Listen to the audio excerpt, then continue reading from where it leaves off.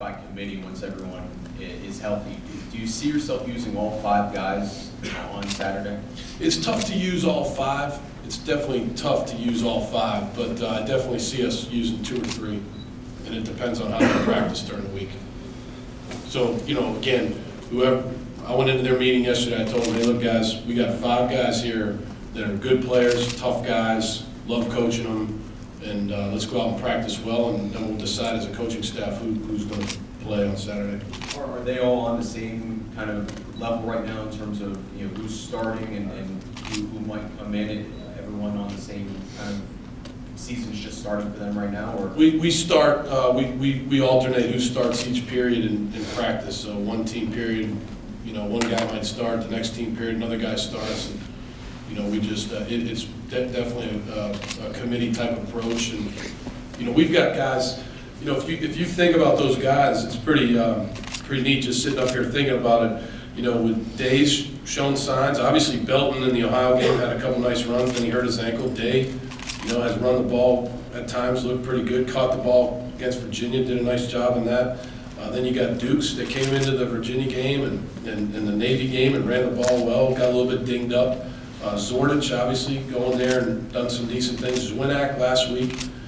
So, those guys have all contributed to where we are in the season, and we've got a good situation there with some tough kids that can run the football, pass, protect, catch the ball. So, we're going to continue to compete at that position, and when Saturday rolls around, we'll see which ones are going to play. Coach, can you talk about the distribution in the passing game? You've had a lot of guys catch balls. Can you talk about being able to spread it around and things like that, spread the ball? Yeah, one of the the ways to do that.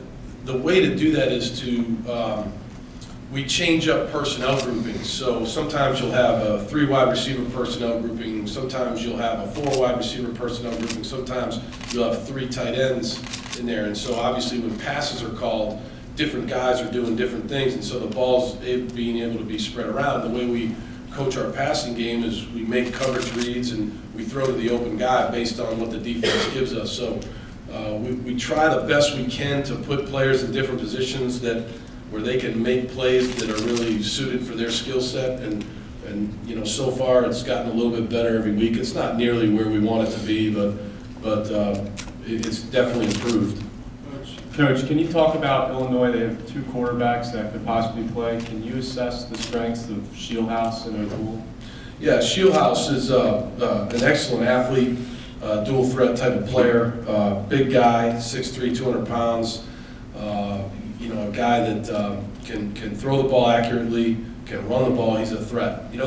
That seems like a lot of these guys that we've played over the last 4 weeks have been able to throw and run, which that's a very, very good skill set to have at that position. And then O'Toole's a little bit more of a drop back guy, 6'4", 220, a little bit more of a pocket passer, but he can do some things with his feet too.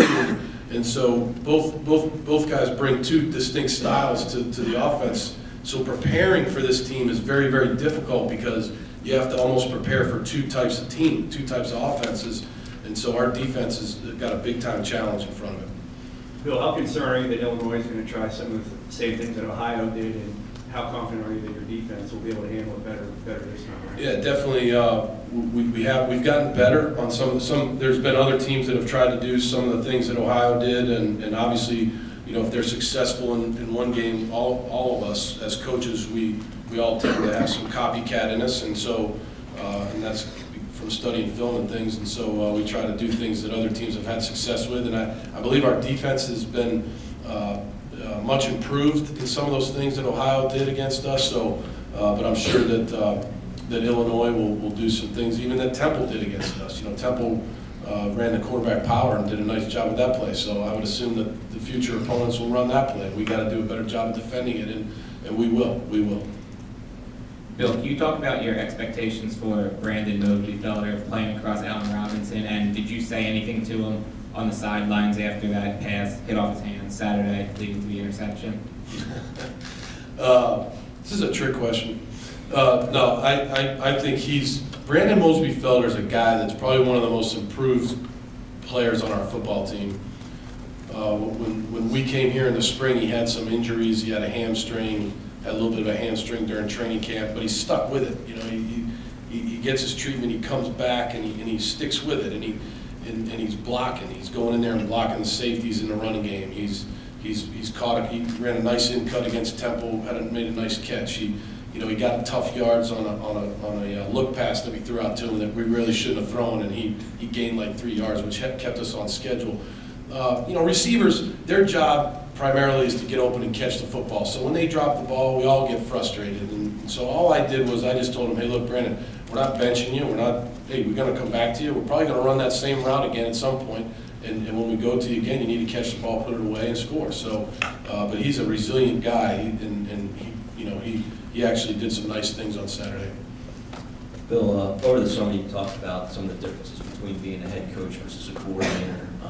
Through 4 games, just on game days, does it feel much different than it did when you were a coordinator? I mean, you calling plays. I mean, what are some of the major differences that you've noticed just on game days themselves?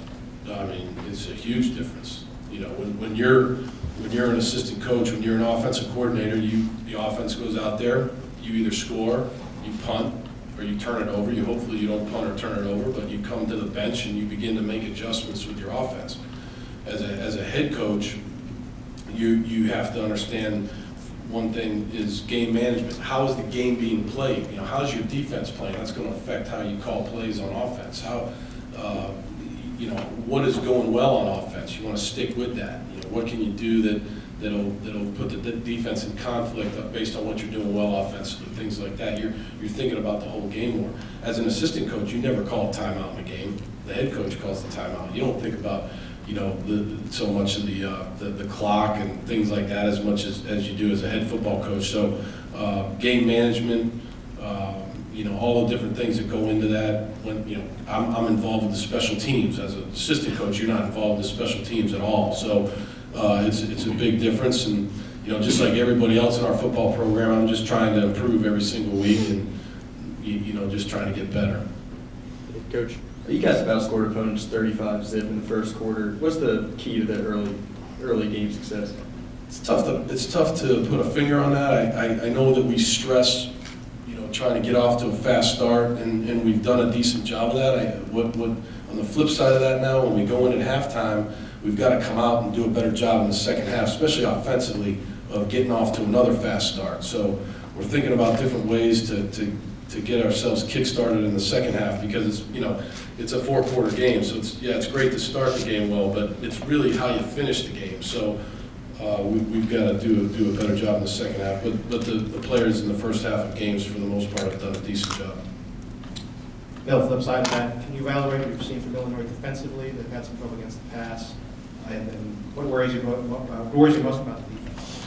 Well, what I'm learning about defenses that we've faced so far is, as it relates to college, is these guys, all of these guys that we've played have pretty intricate blitz schemes. So what you have to do is, and they call them just enough where you better be prepared for them. And so what we have to do in practice this week, starting last night, is we've got to get our players to understand, based on the protection or the run that's called, how we're going to block these different pressures. And so Illinois has Illinois' defensive coordinator is a friend of mine, Tim Banks. We coached together at the University of Maryland. He's an excellent coach, a smart guy, and he's going to attack our protections, and he's going to test our ability to pick their blitzes up in the run and in the pass game. So that's what we're going to really concentrate on this week.